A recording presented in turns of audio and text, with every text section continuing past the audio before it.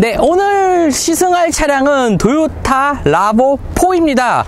사실 도요타 SUV들이 사실 그렇게 국내에서 엄청나게 존재감을 느껴지진 않지만 그래도 도요타 라보4라는 차가 있다라는 거, 일본차 불매운동 좋습니다. 뭘 하든 전 상관없어요. 전 도요타는 그렇게 친하지 않거든요.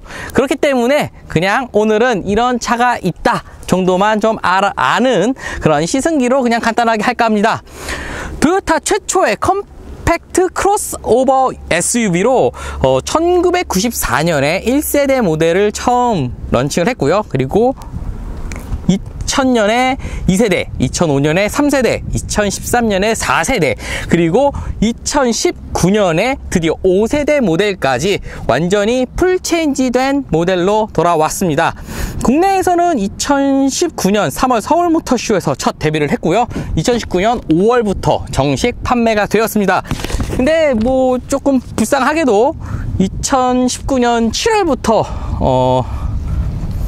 일본 불매운동이 시작돼서 이 차량의 미래가 어떻게 될지는 사실 모르겠어요. 그래서 일본 차에 대한 판매도가 얼마큼 떨어질지 모르겠지만 2019년 상반기까지는 일본 차량이 상당히 많이 팔렸습니다. 수입차 4대 중에 한 대가 일본 차라고 하니까 꽤 많이 팔렸는데요.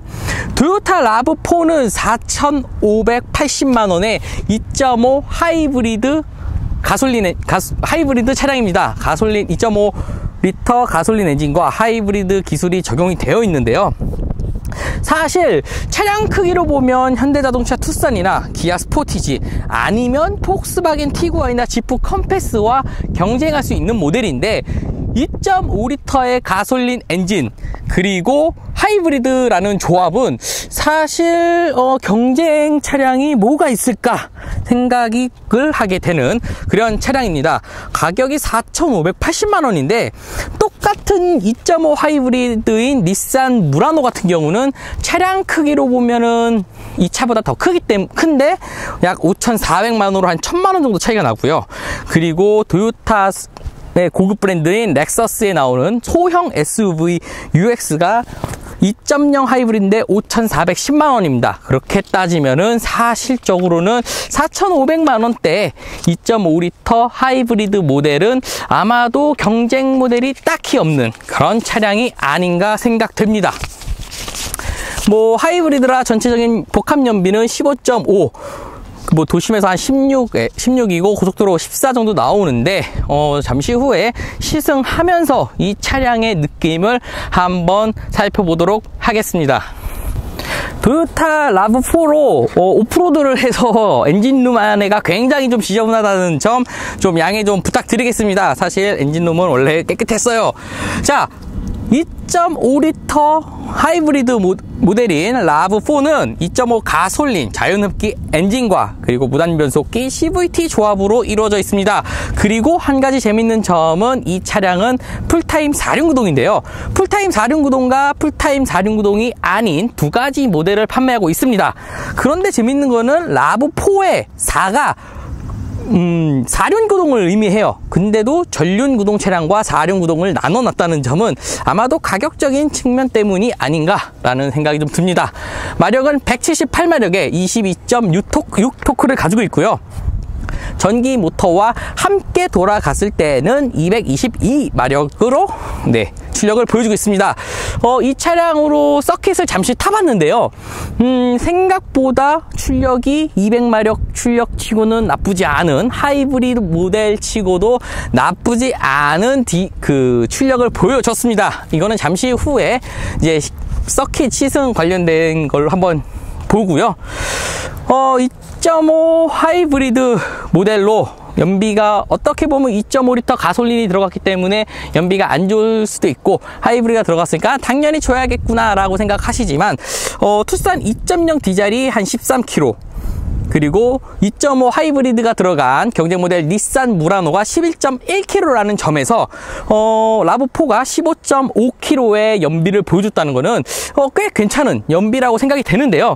아마도 이 연비가 좋은 거는 2.5 엔진과 하이브리드의 영향이 있지만 CVT 변속기에 대한 영향이 좀 더 크지 않나 싶습니다. 전면 디자인을 살펴보도록 하겠습니다. 전면 디자인 같은 경우는요, 기존 4세대 모델은 토요타 라브4가 좀 강아지 같은 느낌이 좀 들었어요. 5세대 모델은 크로스 옥타곤 디자인 컨셉으로 완성된 조금 완전히 정말 풀체인지가 된 디자인을 가지고 있습니다. 먼저 전면에서 가장 눈에 띄는 거는 그릴인데요. 사실 그릴만 단순히 보면 이게 육각형 그릴을 완전히 이뤄놨으면 현대차랑 조금 비슷한 느낌을 받으실 수도 있습니다. 아마도 그 이유는 이렇게 그 그릴이 있고 위에 얇은 면이 있는 건 사실 약간 옆에서 보면 코나 같은 느낌이 살짝 주는 그런 느낌도 주고요. 그리고 또 하나로 이 안개등 쪽에 일어있는 옥타곤, 그러니까 크로스 옥타곤이라는 이미지를 주려고 해놓은 이 디자인 자체가 약간 투싼이나 소렌토 같은 느낌을 주고 있기 때문에 어디서 좀 봤는데? 라는 그런 느낌을 주고 있습니다. 하지만 전 개인적으로 전면 디자인을 봤을 때 약간 포드스럽지 않나 라는 그런 생각이 좀 들기도 하는 그런 디자인을 보여주고 있어요. LED 램프를 가지고 있는 이 디자인은 안쪽 디자인을 상당히 멋있게 디자인을 한 느낌을 볼 수 있습니다. 사실 전체적으로 멀리서 봤을 때는 그냥 그런 디자인을 가지고 있지만 하나하나 뜯어보면 좀 더 이제 디자인이 렉서스화가 돼가고 있다는 그런 느낌을 좀 주고 있습니다. 전장 길이는 4600mm로 사실 경쟁 모델 제가 비슷한 크기를 투싼으로 비교를 했는데 투싼은 4480mm로 약 120mm, 12cm 정도의 전장 차이를 보여주고 있어요. 그리고 티구안 같은 경우도 4485mm로 11.5cm의 전장 차이를 보여주고 있습니다. 그렇다고 뭐 같은 2.5 하이브리드 모델인 닛산 무라노는 중형급이거든요. 그렇기 때문에 4900mm로 약 한 30cm 크기가 납니다. 이만큼 30cm가 더 난다는 의미죠. 그렇기 때문에 사실 크기로 보면 투싼보다는 크고 산타페보다는 조금 작은 크기를 가지고 있습니다. 전체적으로 차량 그 측면에서 특징은 아마도 기존의 4세대 라브4는 이 휠 아치가 굉장히 둥그런 느낌이었는데 휠 아치를 이제 전면과 같이 크로스 옥타곤 같은 느낌으로 각지게 디자인 해놨다는 게 좀 특징이고요. 오프로드를 뛰어서 지금 휠이 굉장히 더럽지만 휠 디자인도 굉장히 더럽습니다. 이거를 휠 디자인이라고 했는지가 좀 의구심이 좀 들 정도로 도요타 휠 디자이너들은 하이브리드 모델이라고 해서 휠 디자인이 이렇게밖에 안 된다? 그건 아닌 것 같아요. 요즘 현대자동차가 굉장히 하이브리드 모델도 휠 디자인을 잘하는 거 보면 휠 디자인에도 좀 신경을 써야 됩니다. 18인치에 제가 이게 옵션 휠인데 디자인이 이렇다는 거는 도요타도 이제 좀 반성은 해야 돼요. 하지만 전체적으로의 느낌을 보면 사실 전면에 도요타 로고만 빼면 렉서스와 비슷한 느낌을 주고 있고 차량 크기에 비해서 4,500만 원이라는 2.5 하이브리드라는 것까지 생각하면 꽤 괜찮은 모델이 아닌가 생각됩니다. 리어 디자인은 사실 저는 1세대 모델이 좀 더 좋았던 4세대 모델이 좀 더 좋았던 것 같아요. 이번 5세대는 좀 입체감 있는 LED 테일 램프를 적용을 했고요.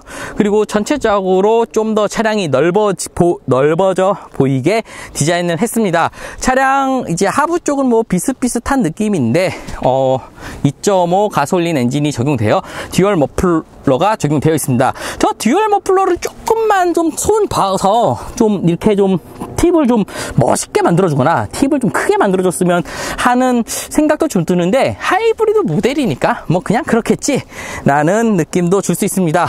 그리고 또 하나의 특징은 이렇게 약간 크롬의 느낌의 라인으로 이렇게 들어가 있는데 사실 이 부분은 오히려 요즘에 쌍용 코란도의 느낌도 살짝 주고 있어서 이 차량은 도대체 뭐지? 라는 생각이 좀 들기도 합니다. 하지만 차량을 보실 때 저도 배운 거지만 디자이너들한테 배운 것 중 하나는 항상 차량을 멀리 보면 또 전체적인 뭐 분위기상 괜찮은 차량으로 디자인 됐다는 것을 느낄 수 있습니다. 멀리서 보니까 또 이 부분은 마음에 드네요. LED 라이트가 이렇게 이 라인과 이 라인이 꼭 뭐라 그래야죠? 꼭 손을 맞잡고 있는 듯한 그런 느낌을 주고 있어서 리어 디자인은 전면 디자인보다 조금 약하게 디자인이 되어 있지만 그래도 꽤 괜찮은 디자인을 보여주고 있습니다. 토요타 라브4의 실내를 좀 살펴보도록 하겠습니다. 일단 토요타 라브4를 시승을 딱 했을 때 느껴지는 부분 중 하나가 시야각이 굉장히 좀 높은 편이라는 겁니다. 참고로 시트 포지션이 그렇게 낮지 않은데 시야각이 높다라는 거는 이 대시보드가 좀 더 낮게 디자인되어 있다는 거고요. 개인적으로 좀 아쉬운 부분이 있다면 이 내비게이션 자체가 좀 튀어나와 있는 형태로 되어 있어 좀 시야를 살짝 가리지만 정확하게 이 대시보드 끝과 이 내비게이션 인포테인먼트 위쪽이 딱 이 맞아 떨어지는 거를 볼 수가 있습니다. 스티어링 휠 같은 경우는 딱히 뭐 부족함이 없어 보입니다. 좀 아쉬운 점이 있다면 요즘 스티어링 휠들이 점점점 좀 공격적인 느낌이 좀 있고 좀 패들 시프트가 있었으면 하는 좀 아쉬움은 있지만 뭐 전체적으로 크게 나쁜 느낌은 없습니다. 하지만 계기판은 조금 좀 아쉬운데요. 아예 풀 LCD가 들어갔으면 어땠을까라는 느낌도 주고 있습니다. 그래서 전체적으로 뭐 주로 보는 거는 이제 다 LCD로 7인치 계기판이 들어가 있고 나머지는 아날로그 방식으로 되어 있다는 점이 좀 특징이고요. 일단은 속도 게이지가 반달로 저렇게 되어 있는 거는 캐딜락 ATS에서 볼 수 있는 디자인인데 제가 캐딜락 차량을 좋아하지만 캐딜락 ATS에서 가장 마음에 안 드는 게 이 계기판이었거든요. 이 반달 계기판이 정말 마음에 안 드는데 이 차량도 그런 디자인을 보여주고 있어서 조금 아쉬운 부분이 있습니다. 그 다음으로는 7인치 인포테인먼트입니다. 7인치 인포테인먼트는 전체적으로 딱히 뭐 나쁜 느낌은 없습니다. 전체적으로 물리 버튼이 적용되어 있어서 사용하는데 딱히 뭐 불편한 점은 없고요. 홈 버튼이나 오디오 그리고 내비게이션 같은 경우는 그 아틀란 내비게이션을 사용하고 있어서 뭐 불편함은 없지만 그래도 보통적으로 스마트폰 내비게이션을 쓰실 것 같아요. 스마트폰 내비게이션 쓰기가 굉장히 어려워요. 보통 송풍구 타입 같은 경우를 여기다 꼽으시면 내비게이션이 붕 뜨는 게 있어가지고 스마트폰 내비게이션은 쓰기가 조금 어렵습니다. 그렇다고 가죽 소재에다가 뭐 3M 테이프로 붙여서 쓰는 것은 좀 아닌 것 같고요. 그래서 라브4를 사시는 분들은 이 부분을 좀 신경 쓰셔야 될 것 같아요. 통풍 시트와 열선 시트가 존재하고요. 근데 한 가지 재미있는 거는 스티어링 휠에 그 열선 스티어링이 좀 없다는 거는 좀 아쉬운 부분 중 하나입니다. 하지만 뭐 한 개의 USB와 한 개의 시거잭 그리고 무선 충전이 가능한 이런 공간들이 있습니다. 그리고 또 하나의 특징은 이 차량의 터레인 모드 그리고 에코 스포츠 그리고 EV 모드 하이브리드이기 때문에 그리고 SUV이기 때문에 터레인 모드가 들어가고요. 그리고 에코 스포츠 그리고 하이브리드 모델이기 때문에 EV 모드까지 사용할 수가 있습니다. 터레인 모드는 뭐 다른 SUV처럼 뭐 크게 없고요. 터레인 모드는 단 하나로만 이루어져 있습니다. 그리고 에코 그리고 스포츠 이렇게 구성되어 있는 점이 좀 특징인 것 같습니다. 기어 노브는 상당히 디자인적으로 만족스러운 디자인을 가지고 있고요. 실제적으로 뭐 스포츠 모드를 놓거나 플러스 마이너스 사용할 때도 딱히 부족함이 없습니다. 그리고 전체적인 대시보드 이 라인은 리어 램프를 감싸고 있는 라인과 상당히 흡사하게 디자인해서 디자인의 통일성이 확실히 더 높아지고 있고 여기 하단의 공간이나 뭐 이런 전체적인 공간 그리고 소재 같은 부분들은 좀 마음에 드는 편이에요. 사람이 손이 닿는 부분은 가죽으로 많이 사용을 했고요. 전체적으로 옆부분도요. 그리고 윗부분은 뭐 대시보드 일반 플라스틱보다는 약간 우레탄 같은 좀 부드러운 재질을 사용한 것이 특징입니다. 시트는 장시간 주행을 하더라도 딱히 그렇게 불편함이나 어려움이 없고 전동식 시트를 가지고 있습니다. 사실 장거리 주행이라고 해서 뭐 한 2-3시간 정도 주행을 했는데 뭐 허리가 아프거나 불편함은 딱히 느껴지지 않았고요. 통풍 시트도 뭐 나쁘지 않은 만족감을 주고 있었습니다. 자, 2열 공간은 좀 제가 지금 2열 공간을 영상 찍는다고 뒤로 최대한 당겼는데 이 정도의 레그룸을 보여주고 있고요. 성인 남성 한 명이 그냥 이렇게 앉아도 뭐 많이 좁지는 않습니다. 그리고 이게 안쪽으로 들어가기 때문에 그렇게 좁은 느낌은 안 들고요. 그리고 사실 1열 공간이 이렇게 길게 빼지는 않잖아요. 그렇기 때문에 2열 공간에 있어서도 딱히 나쁘지 않은 편안함을 보여주고 있습니다. 자, 마지막으로 트렁크 공간을 확인할게요. 트렁크에는 짐이 좀 많다는 거를 좀 양해를 부탁드리고요. 저는 이 차량의 만족스러운 부분은 2열 공간이나 1열 공간보다는 트렁크 공간이 생각보다 꽤 넓다라는 점입니다. 동급 차량이 딱히 없다고 하지만 투싼이랑 비교했을 때도 생각보다 트렁크가 공간이 넓고요. 전체적으로 2열 시트까지 접는다면 꽤 괜찮은 캠핑카로도 사용할 수가 있을 것 같아요. 자, 이렇게 토요타 라브4의 실외, 실내를 한번 살펴봤습니다. 전체적으로 어떻게 보셨는지는 모르겠습니다. 사실 요즘 일본 차들이 그렇게, 좋은 차라도 그렇게 좋아 보이진 않아요. 이게 약간 반일 감정이 섞여 있어서 그런데 단순 차량으로만 놓고 본다면 2.5 하이브리드 중 준준형 SUV, 약간 중형 SUV, 그쵸, 중형 SUV급의 이 차량이 사실은 경쟁력은 있다고 봅니다. 그리고 기존의 라브4가 꽤 많이 팔린 점을 본다면 꽤 많이 팔릴 것 같은데, 지금 이런 정서로, 국민 정서로 보면은 한 2년 정도는 더 기다려야 되지 않을까, 그런 생각이 좀 들어요. 일본 차를 사시든지 마시든지 저는 별 관심 없습니다. 그냥 이런 차가 있다라는 거 정도만 그냥 오늘 리뷰로 간단히 이야기를 해보도록 하겠습니다. 네, 저는 토요타 라브4를 가지고 서킷 주행을 해보도록 하겠습니다. 사실 토요타 라브4로 서킷 주행을, 스포츠 주행 한다는 거는 조금 좀 말이 안 될 수도 있지만 촬영차 들어가는 거라서 겸사겸사 라브4의 운동 성능을 테스트를 해보도록 하겠습니다.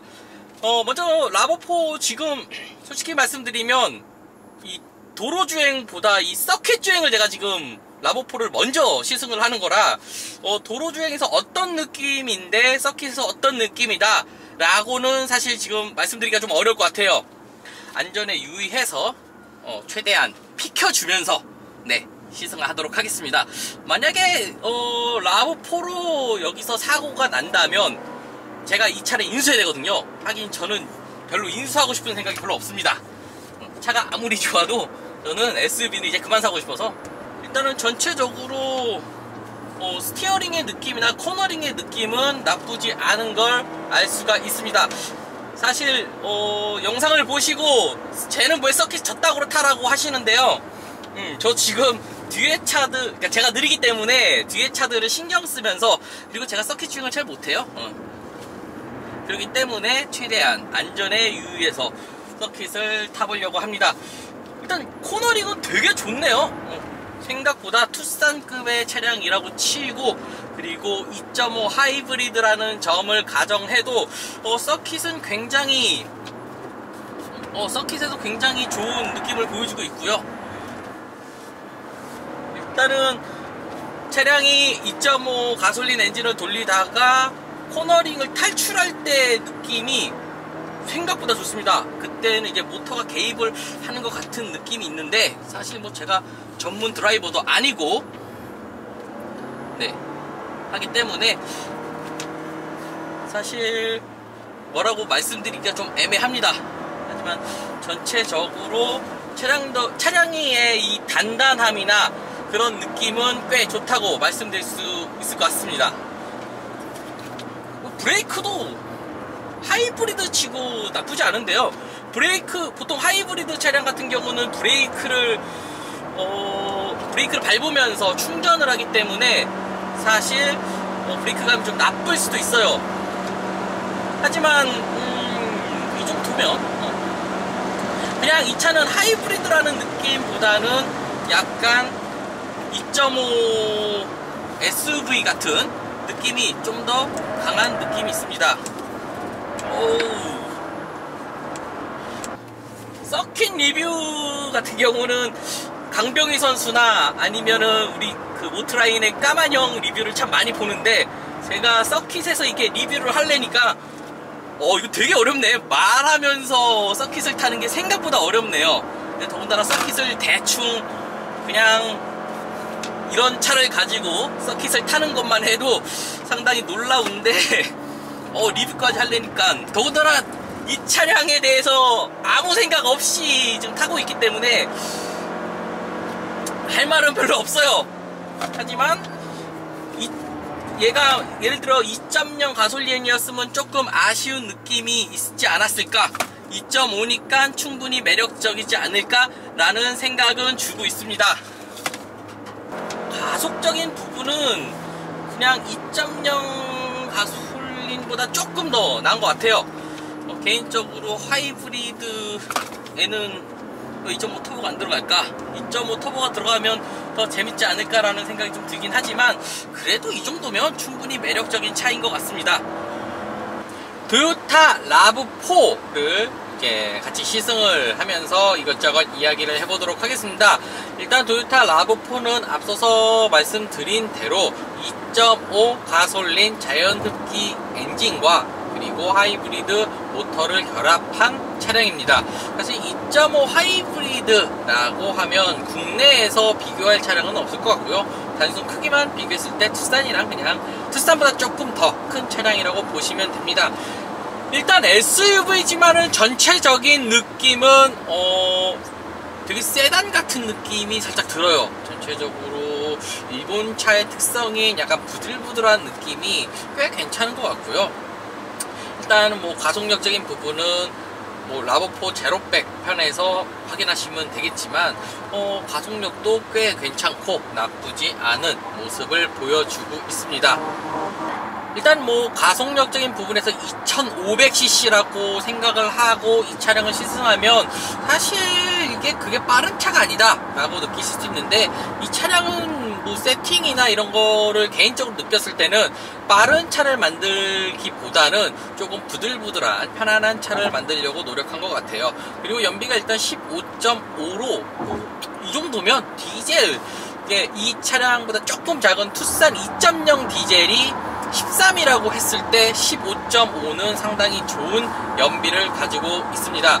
그리고 178마력, 뭐 구동 모터까지 해서 222마력을 보여주고 있는 제원은 전 나쁘지 않다고 생각이 돼요. 꽤 괜찮은 엔진을 탑재했다고 생각이 듭니다. 네, 지금 영상 리뷰를 하다가 갑자기 프론트 캠이 나가서 이 화면밖에 보여드릴 수 없다는 점 먼저 죄송해요. 네. 일단은 계속 이어갈게요. 일단 출력적인 부분에서는 뭐 전기 모터까지 합세해서 200마력, 222마력으로 보여주는 이 출력감은 뭐 괜찮은 편인 것 같아요. 뭐 이 차량을 막 달리려고 하는 차는 아니니까 이 정도면 충분한 것 같고요.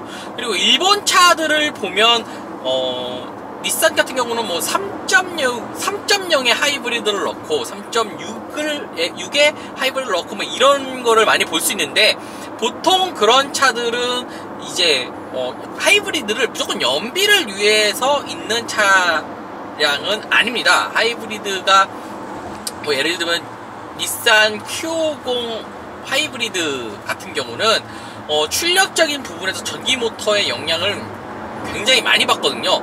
그런 점을 뭐 생각을 한다면 뭐 딱히 이 차량이 안 나가는 것도 아니고 뭐 그렇게 잘 나가는 것도 아니지만 연비와 출력 둘 다를 잡으려고 노력을 많이 한 차량이라고 말씀드리고 싶습니다.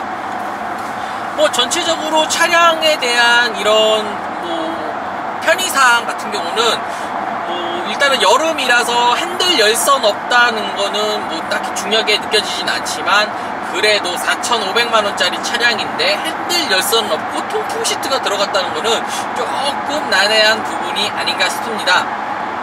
또 하나 조금 마음에 안 드는 게 있다면 계기판인데요. 이 계기판은 일단은 뭐 실내 쪽에서도 이야기했지만 이 반달 계기판은 이 적응이 안 돼요. 적응도 안 되고, 그리고 무엇보다 실내 계기판에 이 한글화가 안 되어 있다는 점이 조금 뭐 아쉬운 부분 중 하나가 아닌가 싶습니다. 그래도 인포테인먼트 부분은 한글화가 잘 되어 있다는 점에서 뭐 딱히 불편한 점은 없는 것 같아요. 하지만 뭐 계기판에 대한 한글화를 좀 더 해줬으면 하는 아쉬움은 있습니다. 인포테인먼트 같은 경우는 일단은 물리적인 버튼은 상당히 마음에 드는데 디자인적으로는 조금 변화가 좀 필요했으면 좋겠어요. 왜냐면 다른 여러 자동차 브랜드들이 이제는 통합으로 가서 터치 형태로, 그리고 좀 더 화면을, 인포테인먼트 화면을 자꾸 키우는 형태인데, 일단은 화면 같은 경우도 이제 풀 체인지잖아요. 풀 체인지면 한 몇 년간은 또 이거 그대로 간다는 건데, 이거 조금 아쉬운 그런 부분에 있어서는 현대 기아가 요즘에 변화에 정말 빠르게 대응하고 있다는 게 느껴지고 있고, 일본 차는 외형적으로는 굉장히 개방적이지만 실내적인 부분은 좀 굉장히 보수적이라는 것도 하나 느껴지는 부분도 있습니다. 그래도 실내 재질이나 이런 사람이 피부에 닿는 부분들은 가죽으로 감싸져 있어서 뭐 전체적으로 주행하는데, 그리고 차량을 옆에 동승하는데도 뭐 불편함은 없습니다. 뭐 하이브리드라고 해서 뭐 딱히 뭐 불편하다 뭐 이런 부분 없고요. 뭐 이런 거 보시면 잘 화면에 안 나오겠지만 엔진, 전기 모터, 그리고 배터리 이런 부분들을 잘 확인할 수 있습니다. 일단은 토요타 라보4에는 전기 모터가 앞에 하나 뒤에 하나 이렇게 장착되어 있는 걸로 나오는데 전체적으로 꽤 만족감을 주고 있습니다. 일단 제가 오늘 시승하는 모델은 라보4 AWD 모델인데, 서킷 시승 쪽에서도 서킷 시승을 제가 이제 가장 먼저 하고 실내 그리고 주행 이렇게 하고 있는데, 서킷 시승을 하면서 느낀 건데 이 차량의 그 사륜구동 시스템이 정말 괜찮다라는 걸 느껴졌어요. 그러니까 일상생활에서 주행은 굉장히 부들부들한 주행을 가지고 있지만 코너링에서 딱 이 구동력 배분이나 이 구동력 배분을 단순히 이런 그러니까 가솔린 엔진으로만 해준 게 아니라 전기 모터까지 합세해서 그런 부분을 세세하게 컨트롤할 수 있다는 것 자체가 꽤 놀라운 부분이고, 차량 자체에 대한 강성? 솔직히 제가 뭐 서킷을 뭐 얼마나 타봤다고 이 차를 뭐 강성을 멋져주고 말씀드리기 좀 어렵지만, 그래도 서킷에서 코너링이 조금 깊게 들어감에도 이렇게 잘 잡아주는 모습이 꽤 인상적이었던 것 같습니다. 사실 이 차량의 주행적인 부분을 놓고 얘기하면 전체적으로 그냥 나갈 만큼 나가고 편안할 만큼 편안하고 딱히 흠잡을 게 없는, 그렇다고 딱히 뭐 굉장한 큰 장점이 있는 것 같지 않은 그런 차량이라고 저는 말씀드리고 싶네요.